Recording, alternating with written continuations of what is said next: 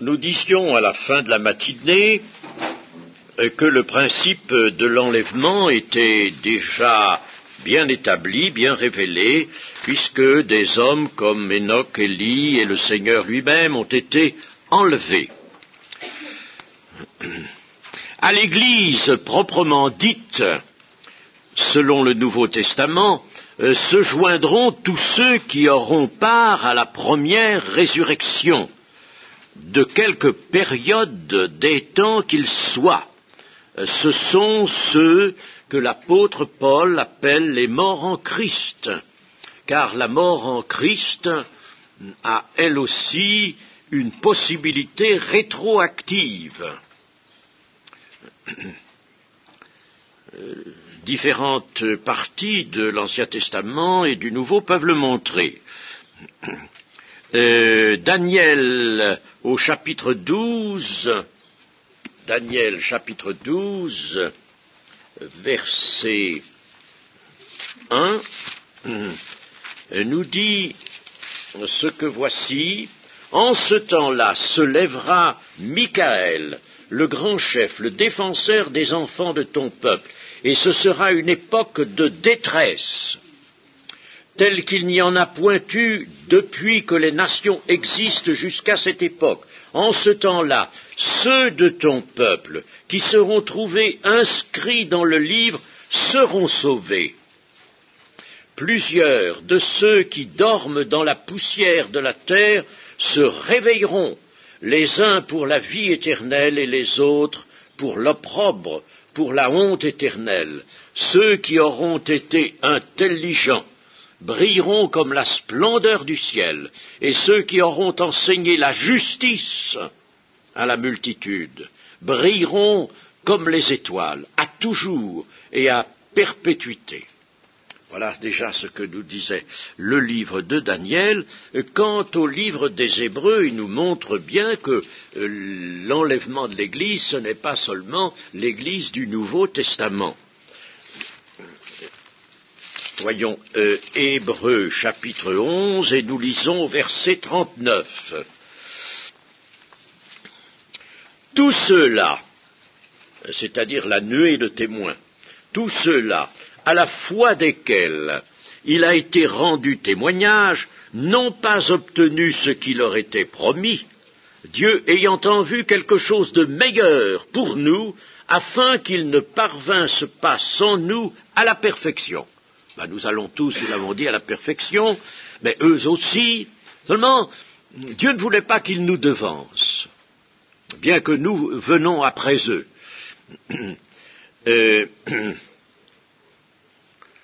Voilà. Alors donc, s'ils n'ont pas obtenu, il faut bien qu'ils obtiennent. Nous les faisons patienter, nous les retenons. Ils étaient en position, eux, de parvenir à la perfection, et puis nous les retenons, n'est-ce pas? Bon, ils ne nous en veulent pas du tout, mais quand nous allons vers la perfection, eh bien, eux aussi, ils y vont.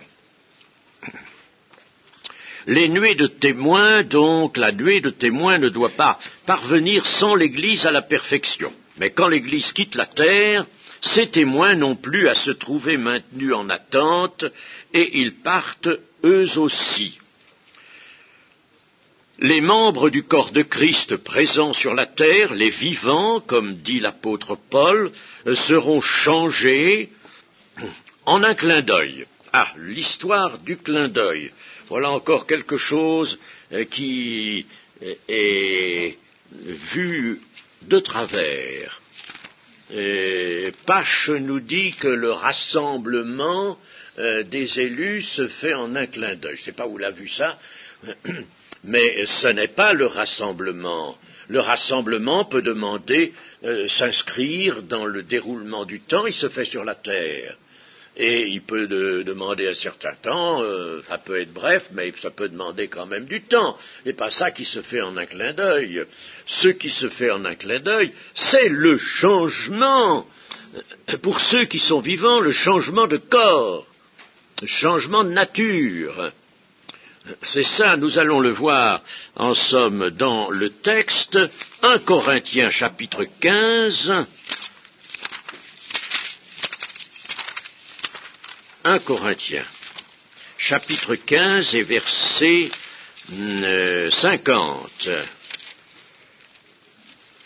Ce que je dis, frères, c'est que la chair et le sang ne peuvent hériter le royaume de Dieu, et que la corruption n'hérite pas l'incorruptibilité. Voici, je vous dis un mystère. Nous ne mourrons pas tous, c'est-à-dire nous, les chrétiens, ne mourrons pas tous, mais tous nous serons changés en un instant, en un clin d'œil, à la dernière trompette. La trompette sonnera et les morts ressusciteront incorruptibles. Et nous serons changés, car il faut que ce corps corruptible revête l'incorruptibilité, que ce corps mortel revête l'immortalité. Vous voyez que le clin d'œil, c'est pour le changement. Et pourquoi le clin d'œil là?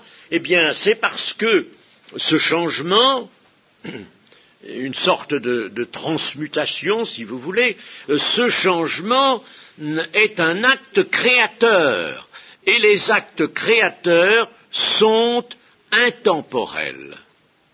C'est-à-dire qu'ils ne s'inscrivent pas dans la marche du temps, ils ne consomment pas de temps. Étant hors du temps, les actes sont hors du temps.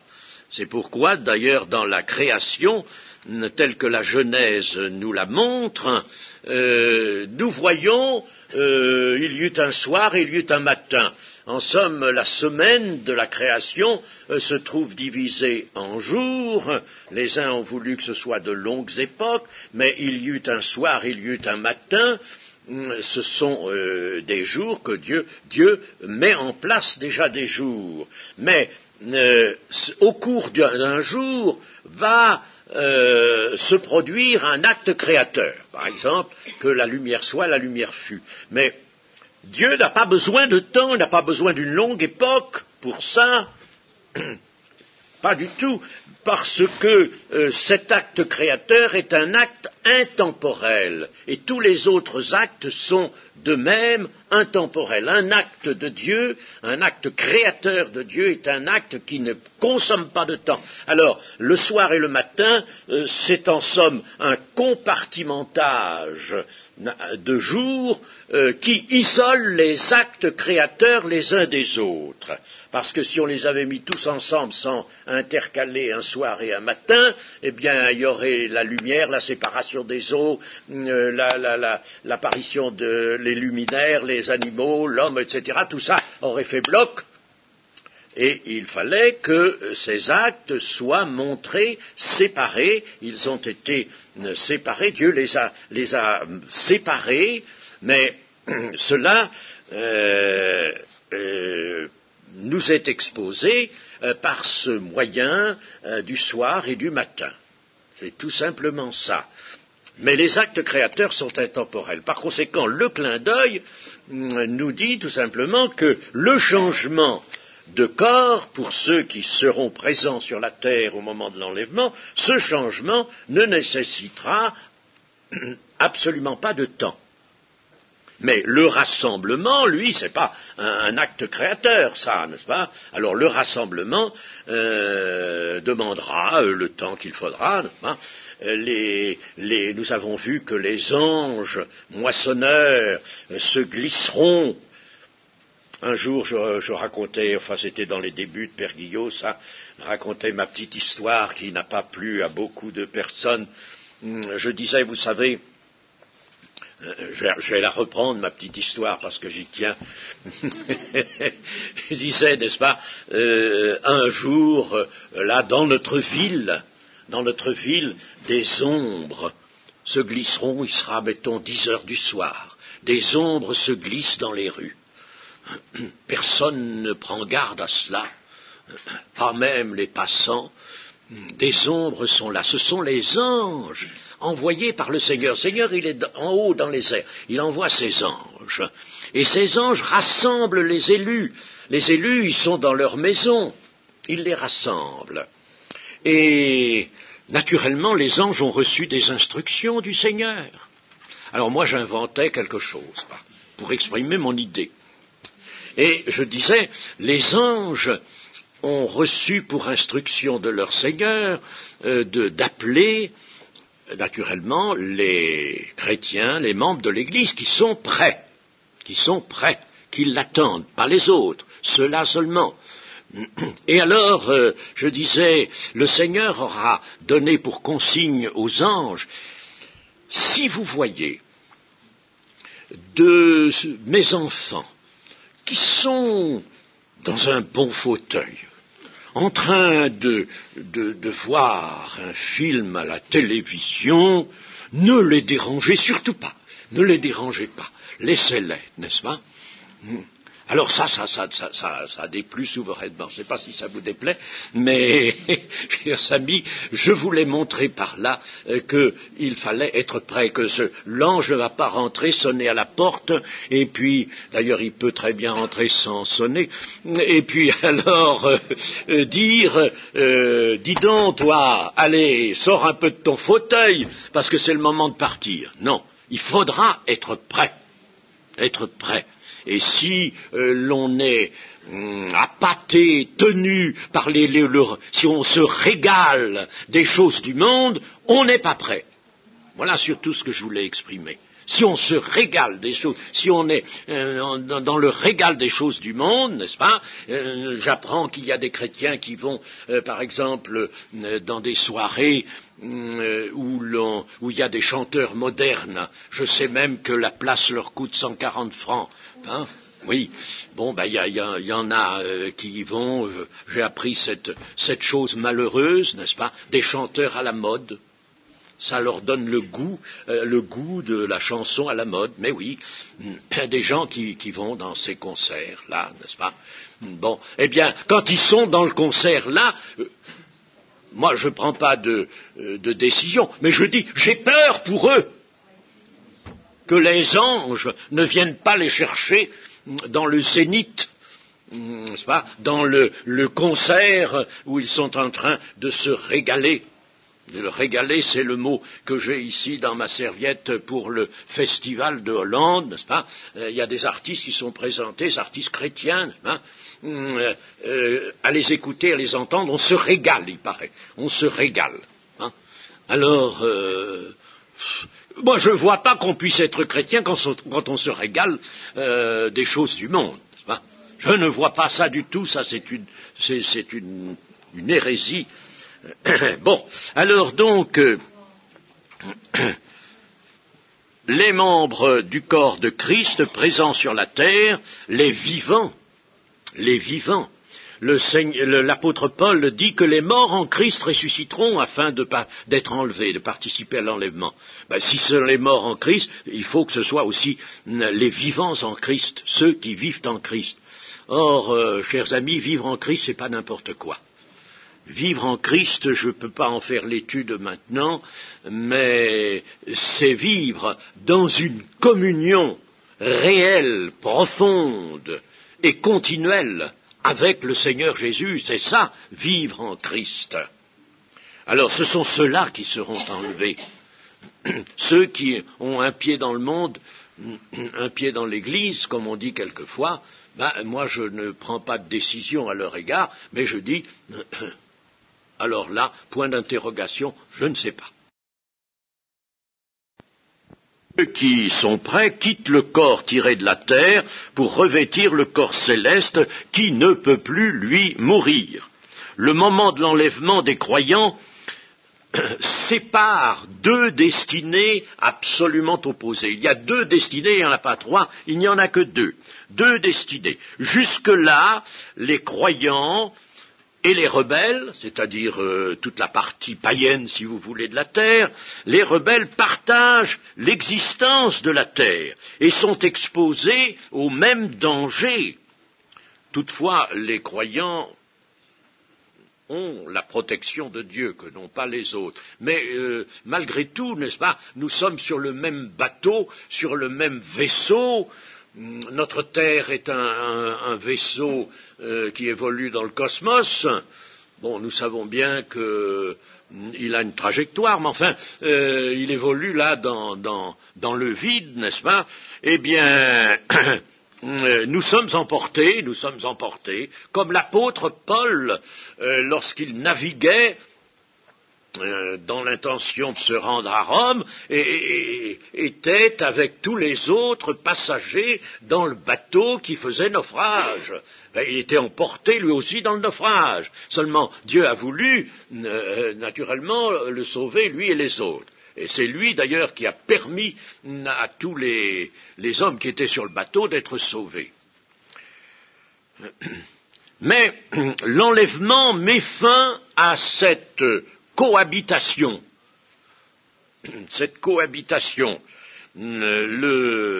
L'enlèvement y met fin. Les croyants partent vers le haut et les autres s'enfoncent dans les ténèbres et dans le temps des terribles convulsions de la fin. Voilà, n'est-ce pas? Nous marchons ensemble avec le monde, nous allons ensemble, n'est-ce pas? Et puis à un moment, quand c'est le moment de Dieu, voilà ce que ça fait, n'est-ce pas? Et comme nous voyons actuellement toute la société humaine en train de sombrer, alors nous ne pouvons pas sombrer avec eux, si même la descente est amorcée et que nous soyons ayant les pieds sur cette terre, soyons un peu emportés vers le commencement de la descente, ça prouve une chose, c'est que la séparation est proche. La séparation ne va pas tarder. La grande question qui se pose, et alors que, chose extraordinaire, moi qui connais l'Église depuis des décades, n'est-ce pas, je m'aperçois d'une chose, c'est que l'interprétation de cette parole, l'un sera pris, l'autre laissé, varie avec les moments de l'Église. Quand l'Église est véritablement fidèle et ardente, scellée, n'est-ce pas, quand elle est vraiment sous la puissance de l'Esprit, alors là, elle voit les choses avec rigueur. Et puis alors après, quand tout s'affadit, quand la foi commence à s'éteindre, quand le monde entre au milieu de l'Église, alors à ce moment-là, on fait des concessions, on se dit, bon oui, l'un sera pris et l'autre laissé. Bon, de deux personnes qui seront dans un même lit, l'un sera pris, l'autre laissé, est-il dit. Mais oui, mais ça, vous voyez, c'est un ménage, par exemple, n'est-ce pas? Eh ben, l'un est un chrétien, puis l'autre un inconverti qui n'a pas voulu. Alors, celui qui est laissé, dit-on, c'est l'inconverti. Mais vous faites dire au Seigneur Jésus une sottise. C'est grave de faire dire à Jésus une sottise. Comment le Seigneur Jésus aurait-il pu prononcer cette parole qui aurait signifié que l'un sera pris, l'autre laissé, celui qui sera pris c'est le converti, et celui qui sera laissé c'est l'inconverti. Mais ça va de soi que l'inconverti soit laissé à ça, je sais pas moi. On n'a pas besoin de le dire, ça, n'est-ce pas? Mais ce qui est particulier, ce vers quoi le Seigneur attire notre attention, c'est que de deux personnes qui croiront peut-être toutes les deux être susceptibles de partir, l'un seulement sera pris et l'autre laissé. Voilà ce que veut nous dire le Seigneur Jésus. Attention, il nous dit attention.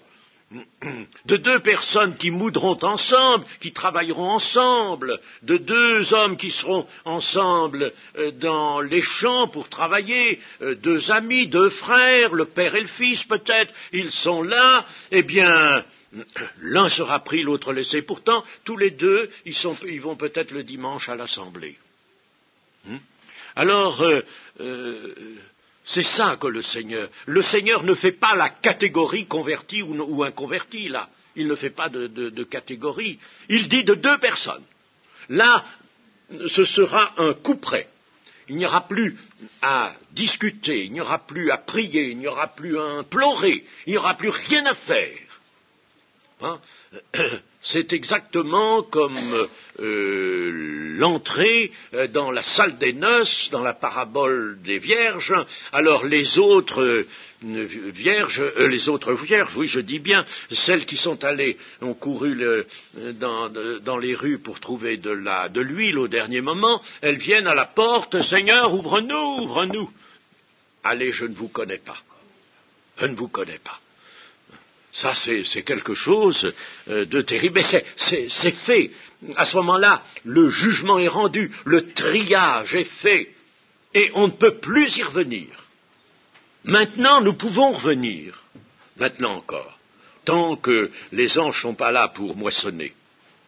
Nous pouvons y revenir. Si, par exemple, quelqu'un, n'est-ce pas, regarde un peu sa marche, sa situation, et puis dit, je ne suis pas sûr d'être prêt. Pas sûr d'être prêt. Bon, allez, à partir de cette minute, prépare-toi, vite, vite, prépare-toi et reste prêt et demeure prêt. C'est encore possible. Mais au moment où les anges sont là, c'est impossible.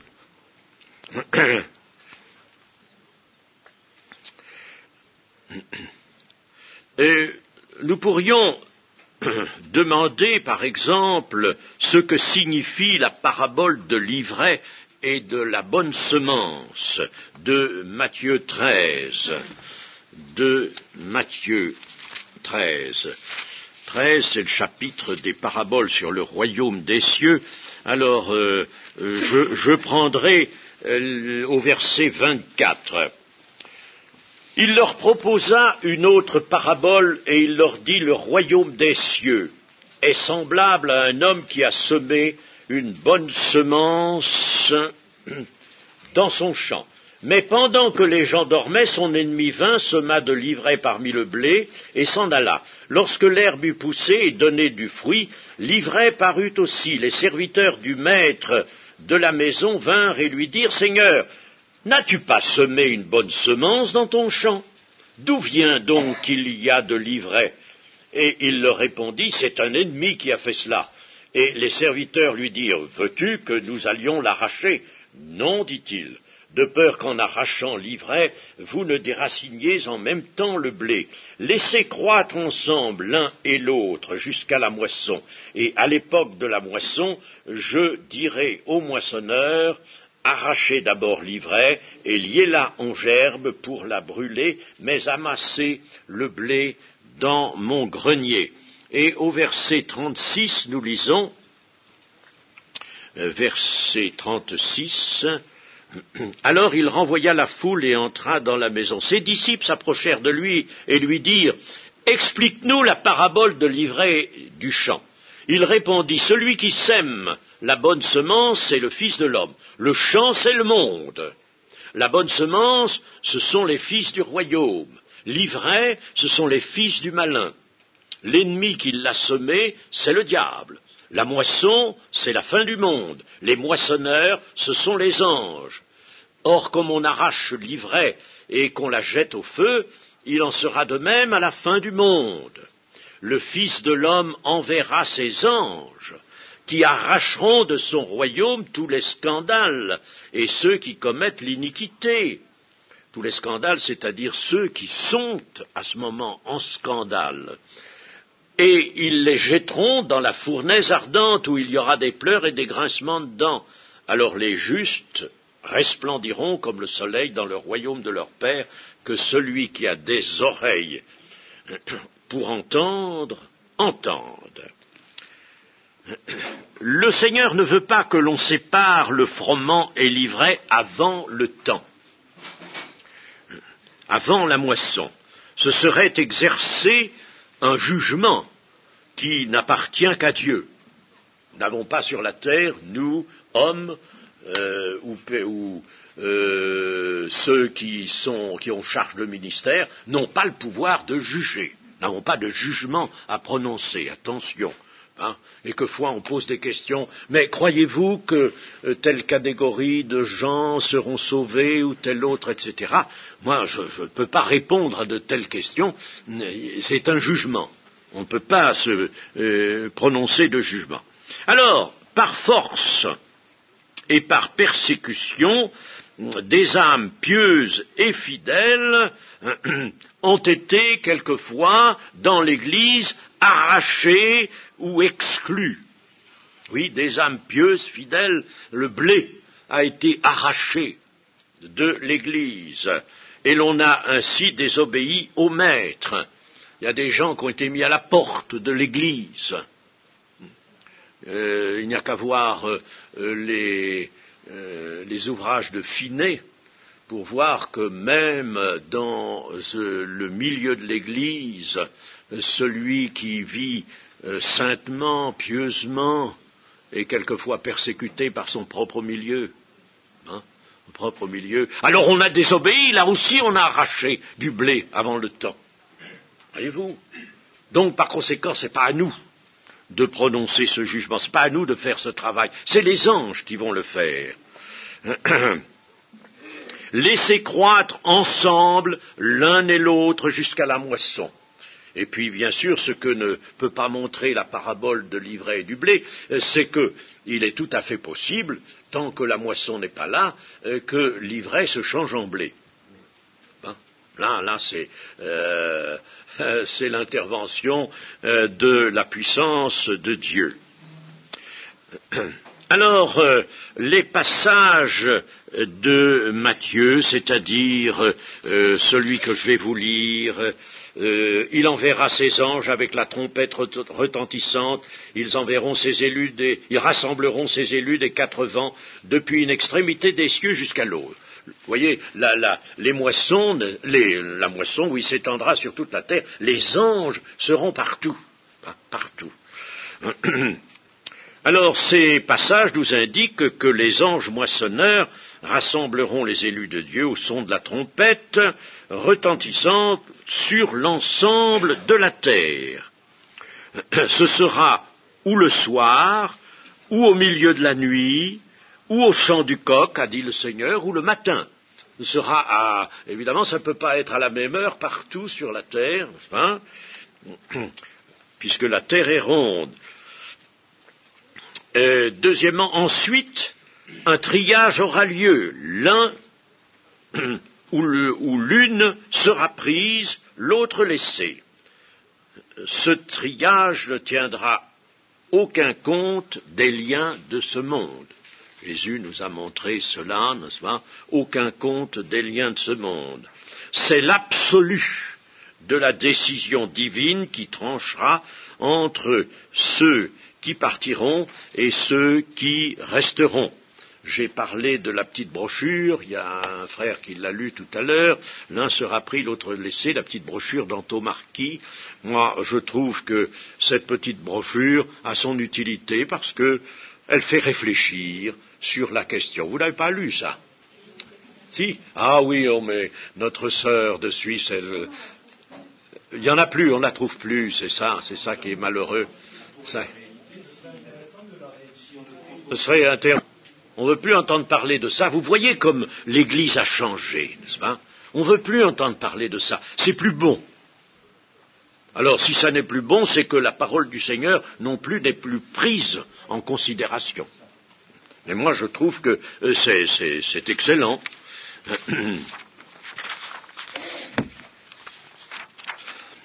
Ainsi, participer à l'enseignement est chose sérieuse et grave, puisqu'il y a ce triage en partie mystérieux. Ce n'est certainement pas une appartenance à l'un ou à l'autre des églises qui fournira la base du triage. Ce seront les positions des hommes uniquement connus de Dieu qui détermineront le choix. Mais il y aura un choix. Toutefois, la parole de Dieu nous donne bien des avertissements, bien des conseils, bien des consignes, nous permettant, si nous les suivons, de nous préparer au glorieux et indispensable départ. Efforçons-nous de résumer ce que nous dit la parole de Dieu d'une sage et réelle préparation à l'enlèvement. tenez-vous prêts, soyez prêts.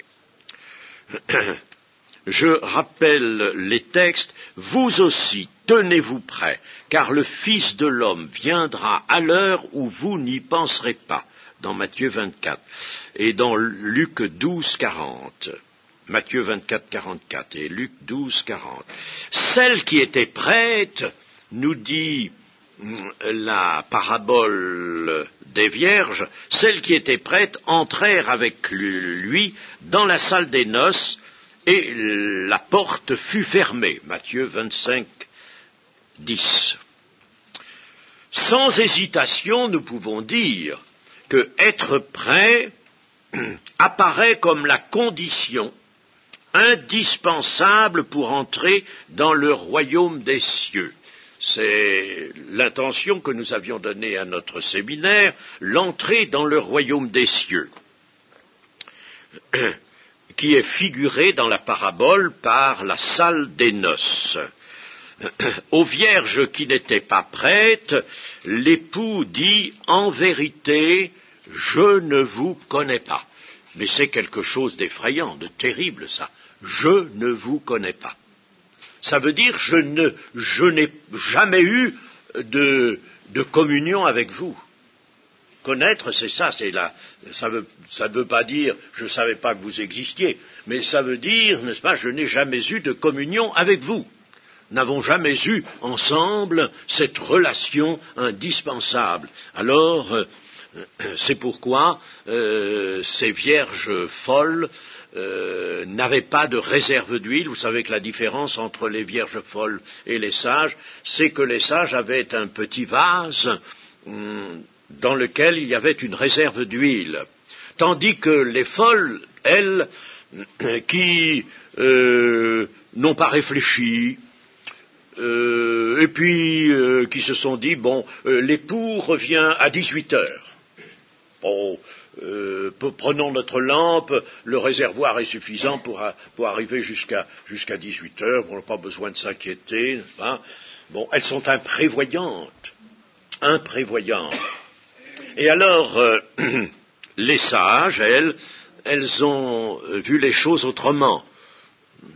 Je ne sais pas si c'est parce qu'elles se sont dit, il est possible que l'époux ait un retard, mais enfin, elles ont pris une réserve d'huile. Et que signifie cette réserve d'huile? Eh bien, l'huile est le symbole, vous le savez, un des symboles du Saint-Esprit. Il n'y a pas de doute qu'elles avaient en elles une puissance d'esprit. Moi, je ne dis pas que c'est parce qu'elles étaient remplies du Saint-Esprit, il y a peut-être ça aussi, remplies du Saint-Esprit, mais disons surtout, c'est qu'elles avaient une vie intérieure, authentique et bien fondée sur le Saint-Esprit. Elles avaient une vie intérieure, tandis que les autres avaient une vie superficielle. Une vie qui tenait aussi de l'esprit, n'est-ce pas? Le chrétien superficiel, instable, qui ne va pas au fond des choses, qui vit un peu dans le partage, il a aussi quelque chose de l'esprit. Mais c'était une vie superficielle. Il n'y avait pas de profondeur. Et alors l'époux est en retard. C'est exprès dans la parabole que c'est mis, n'est-ce pas? Son arrivée était attendue à 6 heures du soir, je suppose. Et puis, il vient pas. Il est en retard.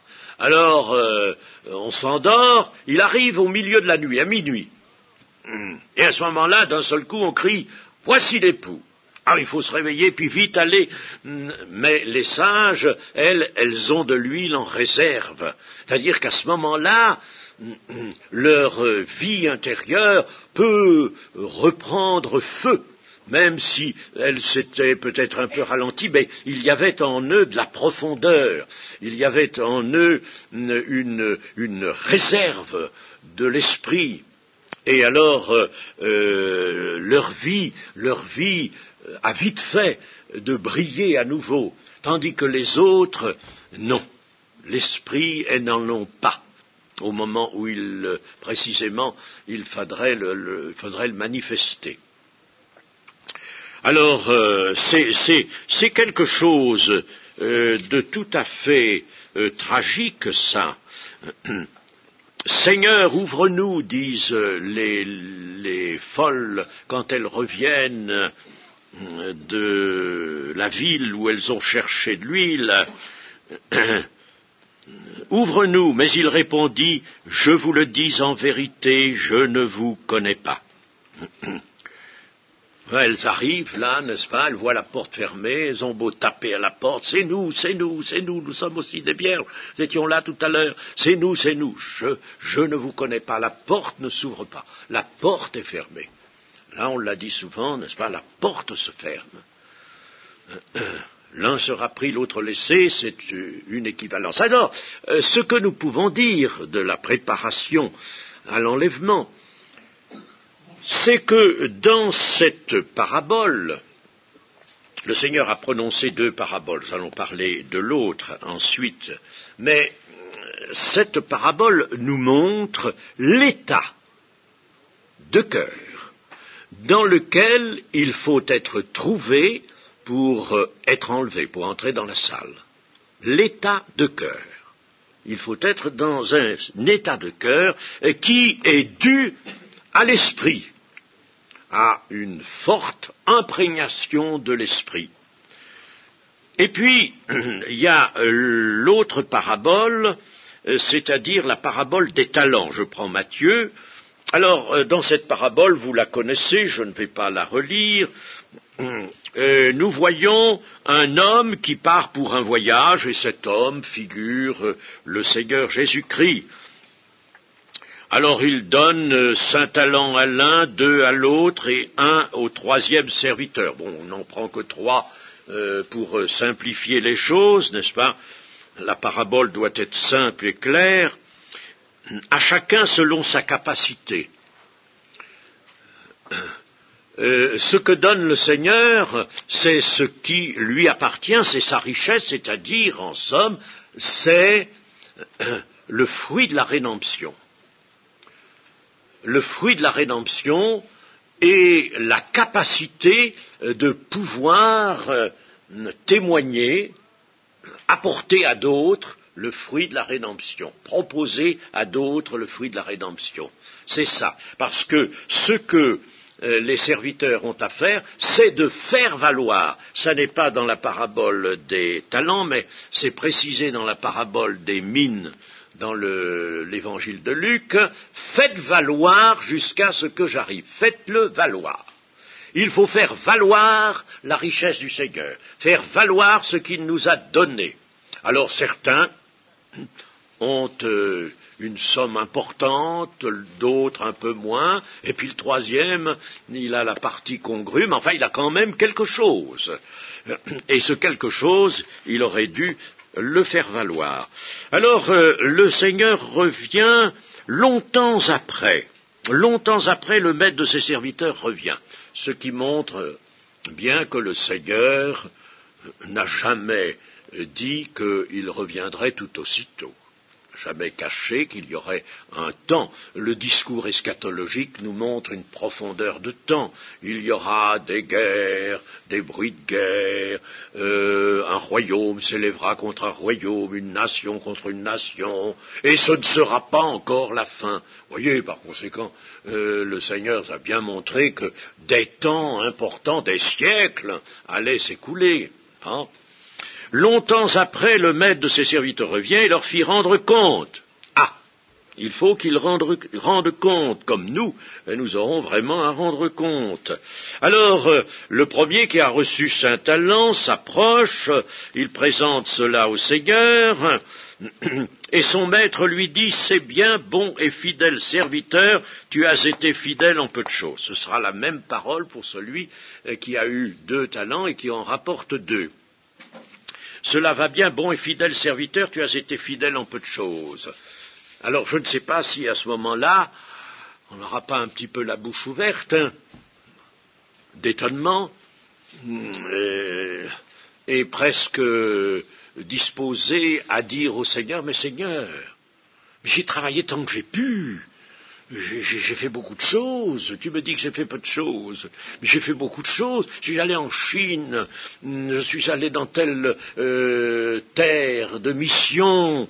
Et puis là, j'ai bataillé. J'ai amené des âmes. Tiens, dans tel pays, là, il y a eu une église qui est constituée par mon ministère. Il y avait... elle était forte de 500 personnes. Dans une autre, il y en avait 600. Seigneur, tu me dis que je suis fidèle en peu de choses. Enfin, je pense qu'on ne tiendra pas ce langage.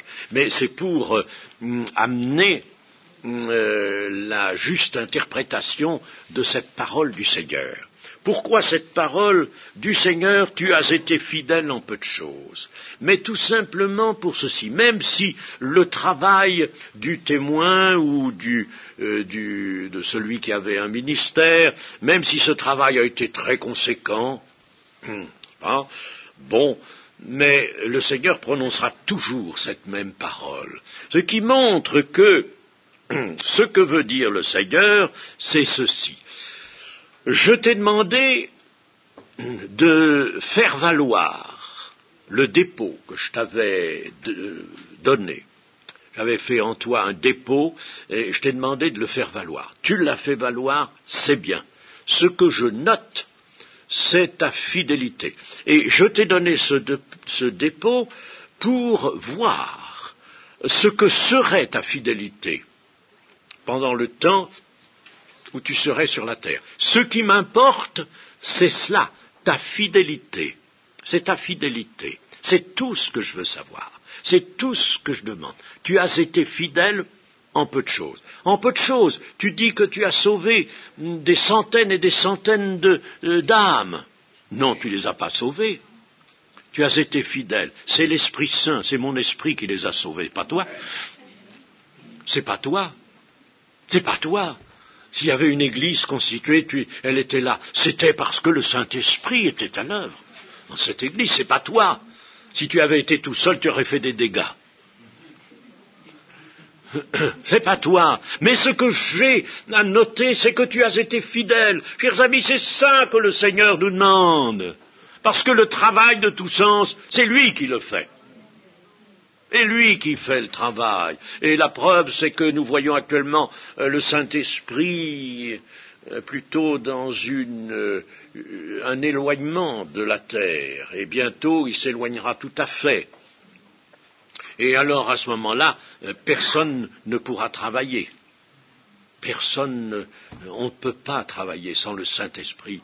Mais c'est la fidélité qui est notée. Tu as été fidèle. Alors maintenant, je te confierai beaucoup, entre dans la joie de ton maître. Maintenant, on va te confier vraiment les grandes responsabilités, de véritables responsabilités. Maintenant. Ah là, tu vas avoir des responsabilités patentes, vraiment. Ce qu'il fallait, c'est que ta fidélité fût démontrée, fût véritablement mise en évidence. Tu l'as fait, c'est bien. Mais alors, le pauvre homme qui vient avec son talent, n'est-ce pas, et qui dit « Seigneur, je savais que tu es un homme dur, qui moissonne où tu n'as pas semé, qui amasse où tu n'as pas vanné. J'ai eu peur, et je suis allé cacher ton talent dans la terre. Voici, prends ce qui est à toi. » Il est honnête, cet homme-là. Il est honnête, il rend le talent qu'il a reçu. Il ne l'a pas dilapidé, il le rend. Son maître lui répondit, serviteur méchant et paresseux, tu savais que je moissonne où je n'ai pas semé, que j'amasse où je n'ai pas vanné, il te fallait donc remettre mon argent au banquier, et à mon retour j'aurais retiré ce qui est à moi avec un intérêt. Ôtez-lui donc le talent et donnez-le à celui qui a les 10 talents, car on donnera à celui qui a, et il sera dans l'abondance. Mais à celui qui n'a pas, on ôtera même ce qu'il a. Et le serviteur inutile, jetez-le dans les ténèbres du dehors où il y a des pleurs et des grincements de dents. Voilà ce malheureux homme en enfer. Ah, c'est quelque chose, n'est-ce pas? Mais Alors, voyons, questionnons-nous. Il était pourtant parmi les serviteurs du Seigneur, il a reçu quelque chose, peu, mais il a reçu quelque chose. Alors, si nous traduisons dans notre jargon à nous, nous allons dire, mais est-ce qu'il était converti, est-ce qu'il était membre de l'Église ou non, hein? Vous voyez? Je n'en sais rien, moi. J'en sais rien. Hein? J'en sais rien. Mais enfin, il était là, parmi les serviteurs du Seigneur. Hein? Et puis le voilà jeté en enfer. C'est tout ce qu'il faut voir. Moi, je ne sais pas s'il était converti ou pas. On ne va pas décider ça arbitrairement. Hein? Voilà, le voilà jeté en enfer. C'est grave tout ça.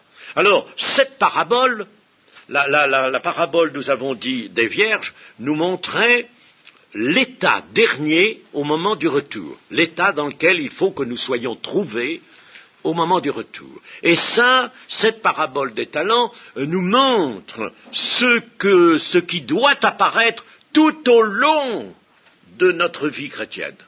Depuis le moment de notre conversion jusqu'au moment où le Seigneur revient. Tout au long, n'est-ce pas, voilà, ce qu'il faut trouver, c'est la fidélité. La fidélité. Voilà, ce que veut le Seigneur. Alors, soyez prêts, tenez-vous prêts. Nous avons déjà ces deux enseignements qui sont précieux. Pour être prêt, il faut veiller, nous dit le Seigneur. Il le dit suffisamment, il le répète, c'est-à-dire prendre chaque jour. Quand le Seigneur emploie le terme de veiller, veillez et priez en tout temps, veillez et priez, car vous ne savez pas quand votre Seigneur viendra. Et quand il emploie ce terme, nécessairement, il veut dire que chaque jour, il y a à prendre les soins nécessaires, chaque jour, parce que veiller, c'est tous les jours. On ne peut pas dire on va veiller le mercredi, et puis on va ensuite rien faire jusqu'au mercredi suivant. Hein? Non, c'est tous les jours. Le terme, le sens du terme inclut cette signification, cette portée, tous les jours, chaque jour, c'est le rythme de Dieu. Et puis l'éveil, veiller, c'est utiliser l'éveil. Et l'éveil, ce sont les dernières heures du jour. Hein? Dernières heures du jour. Alors, si nous rentrons du travail pour mettre les pieds sous la table, la serviette au cou, et manger un bon dîner, et puis ensuite mettre dans un bon fauteuil. Moi j'en ai des bons maintenant chez moi, parce que jusque-là je m'en étais passé, puis maintenant je les apprécie. Alors, mais enfin, attention au bon fauteuil, n'est-ce pas? Alors, se mettre dans un bon fauteuil, et puis regarder la télévision par exemple, hein, faire autre chose, ou jouer à je sais pas quoi, moi, n'est-ce pas, ou parler. Bon, alors si on fait cela, n'est-ce pas, eh bien on va gâcher le temps du soir, qui est un temps pour le Seigneur. Je rappelle ce que j'ai déjà dit maintes fois et que notre frère a enregistré. Il va se dire, mais il dit toujours la même chose, c'est vrai, mais Pierre aussi faisait ça. J'ai rappelé cette parole de quelqu'un que le soir, c'est le dimanche de la journée. C'est-à-dire, c'est une période qui est comme le dimanche au milieu dans la semaine. C'est le dimanche, eh bien, on le réserve au Seigneur. Et le soir, eh bien, c'est comme un dimanche pour la journée. Le dimanche. Alors, vous savez, la télévision, puisque on en parle et que ça ne fait que prendre de l'importance, du volume. Il y a la télévision par câble, maintenant il y a la télévision par satellite.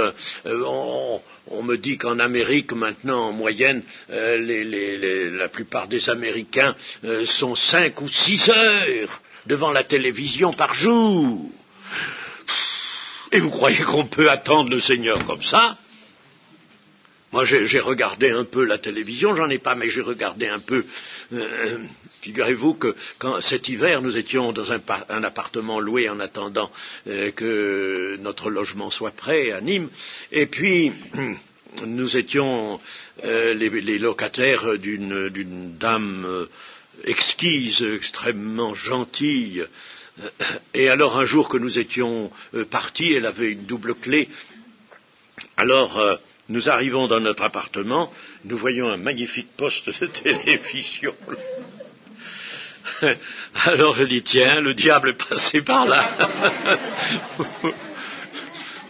Et puis on trouve sur la table un petit mot de notre excellente propriétaire qui disait « J'ai voulu vous faire plaisir, alors je suis allé acheter d'occasion ce poste de télévision pour le mettre, car ça me faisait quelque chose de savoir que vous n'aviez pas la télévision. » Bon, alors, étant donné cela, il nous est arrivé de regarder certaines émissions là, n'est-ce pas?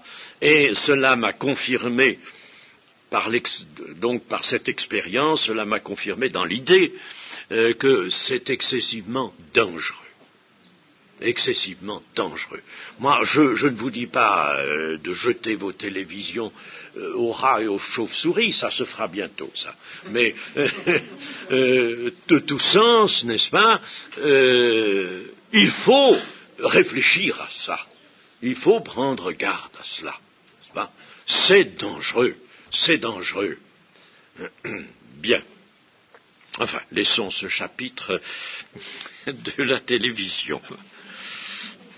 Bon, alors, nous arrivons maintenant au jour et à l'heure. Le jour et l'heure. Le Seigneur a signifié nettement que le jour et l'heure de son retour ne pourraient pas être connus.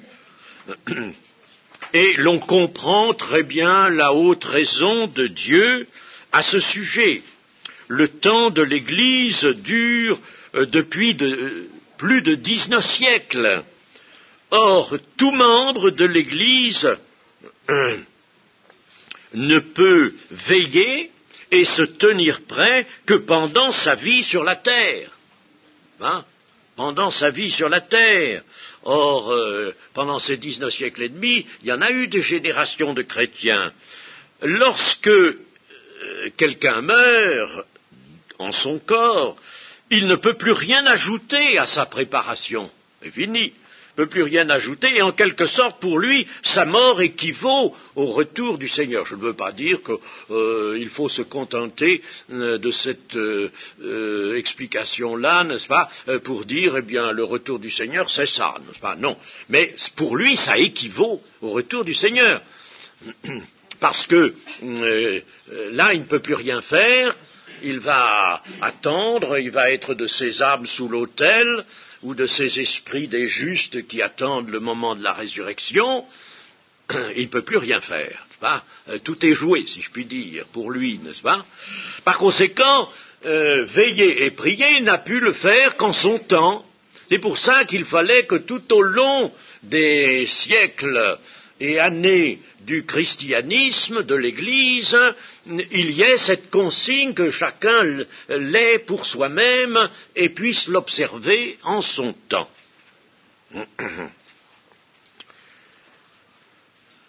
Tout homme aussi peut mourir, disons, d'un moment à l'autre, donc la consigne du Seigneur, tenez-vous prêts, est de nature à être observée par tous les chrétiens, même s'ils sont jeunes. Tout au long du temps de l'Église. Il m'est arrivé d'entendre certaines personnes prétendre que si le jour et l'heure doivent rester inconnus, l'année tout au moins pourrait être connue. Cette pensée s'écarte pourtant nettement de la parole et elle va même jusqu'à contredire la parole. En effet, pour situer dans le temps un jour, il faut connaître sa place dans la semaine, savoir quel jour de la semaine, mercredi, jeudi, vendredi, il faut savoir quel jour. Bon, et puis il faut savoir quelle semaine, le quantième par conséquent de ce jour dans le mois. Et puis il faut aussi connaître le mois. Et il faut connaître l'année. Par conséquent, n'est-ce pas, je ne sais pas moi, cette manie de discuter, de discutailler, enfin, les gens qui disent on ne sait pas le jour et l'heure, mais on peut savoir, etc. C'est finasser ça avec la parole de Dieu. Si le Seigneur dit qu'on ne peut pas connaître le jour et l'heure, c'est qu'à dire dans les temps, on ne peut pas situer ce jour-là, on ne peut pas le situer. Bien. Vous ne savez ni le jour ni l'heure. Cela suffit à annoncer clairement que le moment du retour ne pourra jamais être situé dans le temps. Et ce fait se renforce de l'image qu'utilise la parole « je viens comme un voleur dans la nuit ». Un voleur dans la nuit, je viens comme vient un voleur. On ne sait pas à quel moment le voleur va venir. Il ne vient pas mettre sa carte de visite dans la boîte aux lettres, n'est-ce pas, avant de venir, hein. Non, il ne prévient pas. Et le voleur, on ne sait même pas en quelle année il vient, n'est-ce pas, comme vient un voleur dans la nuit. Enfin, l'apôtre Paul, lui, emploie une expression de portée générale. Il dit « pour ce qui est des temps et des moments ». Vous n'avez pas besoin qu'on vous en écrive. Alors, des temps et des moments. Vous savez que le Seigneur vient comme un voleur dans la nuit.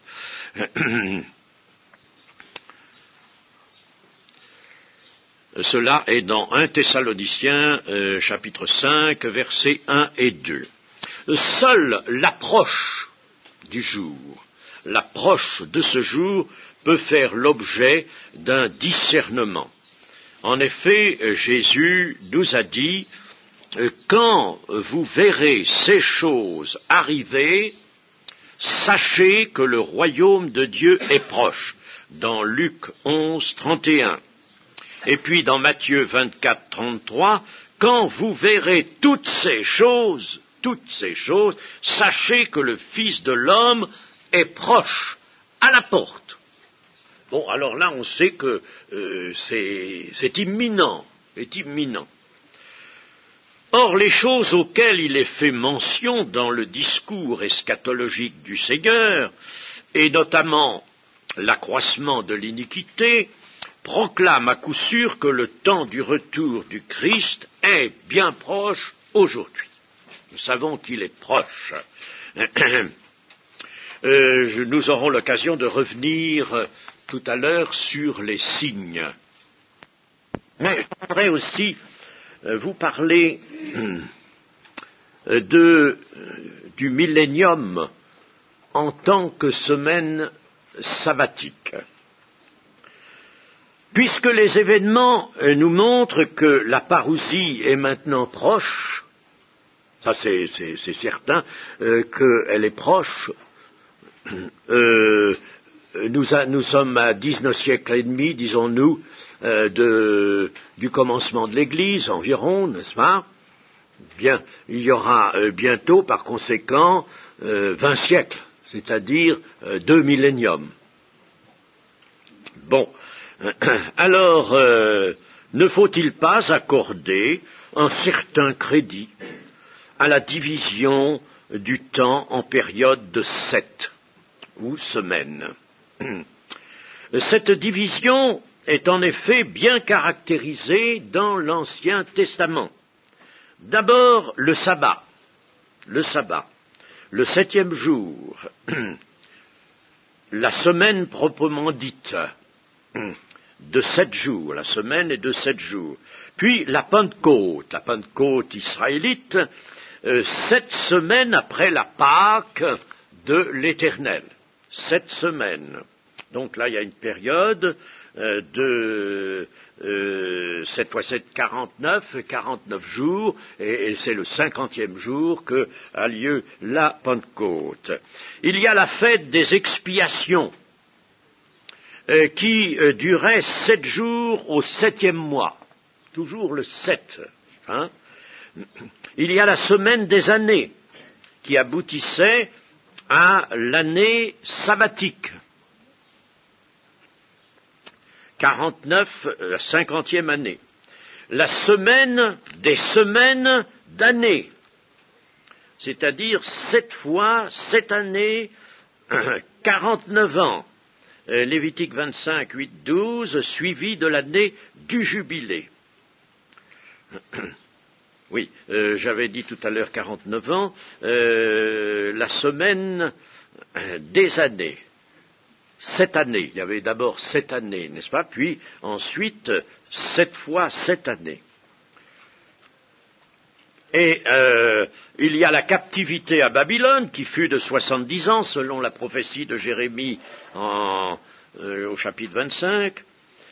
Il y a la grande période de Daniel, le chapitre 9, qui va jusqu'à la venue du Messie, pense-t-on bien, n'est-ce pas, et qui est divisée en 70 tranches de 7 ans, c'est-à-dire en 490 ans. Le nombre 7, donc, charpente le déroulement des temps particuliers, des temps bibliques, si vous voulez, des temps particuliers. Comme d'ailleurs, nous l'avons montré dans une autre étude, le 7, le nombre 7, charpente aussi pas mal de faits en astronomie et en biologie. En biologie, hein. Le temps de gestation de différentes espèces est un multiple de 7. J'ai eu l'occasion de dire cela. Hein. Il n'y a pas de doute, ce nombre 7 est impressionnant. Dieu l'a utilisé. On dit que 7 signifie la totalité, la perfection.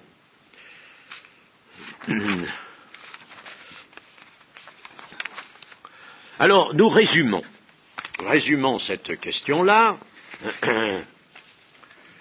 Il y a la semaine de 7 jours, la semaine des semaines 49 jours, la semaine de mois, la semaine d'année, la semaine de semaine d'année, la semaine des temps prophétiques, et ne peut-on pas penser à la semaine des éons? Il y a un terme en grec qui est utilisé, traduit par monde dans le Nouveau Testament, la fin du monde, alors que c'est la fin de l'aion, qui a donné en français le terme éon, c'est-à-dire la fin de l'âge. La fin du monde, c'est la fin de l'histoire. Alors, ne peut-on penser à la semaine des olam ou des éons? Alors, la Bible d'Arby, dans ses notes, nous donne une chronologie que voici en abrégé. Depuis Adam, c'est-à-dire la création de l'homme, jusqu'à la naissance d'Abraham, elle voit 2008 années. Depuis Adam jusqu'à la naissance du Messie, elle voit exactement 4000 ans, c'est-à-dire 4 millénaires. Si le temps de l'Église était appelé à durer, je mets ainsi, n'est-ce pas, attention, n'en connaissons pas encore tout à fait le moment de l'achèvement, si ce temps devait durer 2000 ans, l'ensemble des temps représenterait 6 millénaires.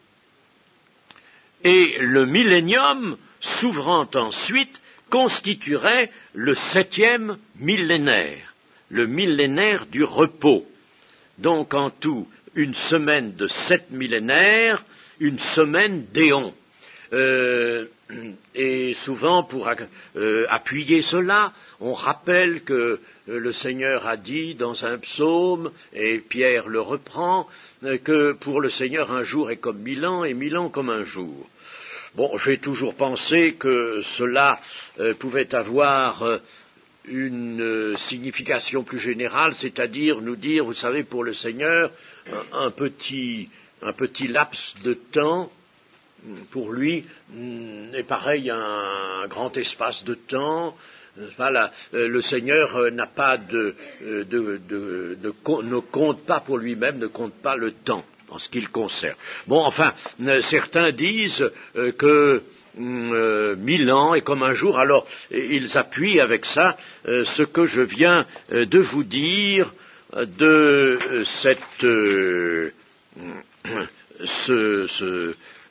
ce millénium intervenant comme le sabbat d'une semaine d'éon. C'est un plan qui attire l'intérêt, il n'y a pas de doute, mais il n'est pas exposé et affirmé d'une façon directe dans la Bible. Alors, je le mentionne, mais je ne le mentionne qu'en raison de ce qu'il est assez connu et de ce que certains chrétiens y attachent leur foi. Moi, j'avoue qu'il m'impressionne, n'est-ce pas? Mais enfin, nous pouvons garder notre liberté d'adhérer à cette explication ou non, n'est-ce pas, puisqu'elle n'est pas impérativement donnée par le texte biblique. Elle résulte. Mais enfin, il faut bien dire, c'est tout de même quelque chose, ça, n'est-ce pas?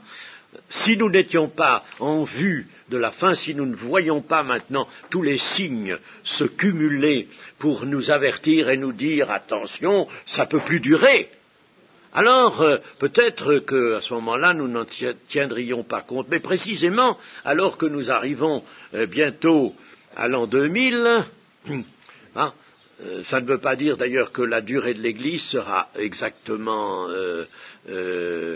finira exactement en l'an 2000. Bon, mais enfin, ça nous impressionne, cette question-là nous impressionne. C'est pourquoi je voulais vous en parler. Bon, eh bien, écoutez, avant d'aborder les signes annonciateurs, je vais vous laisser la liberté.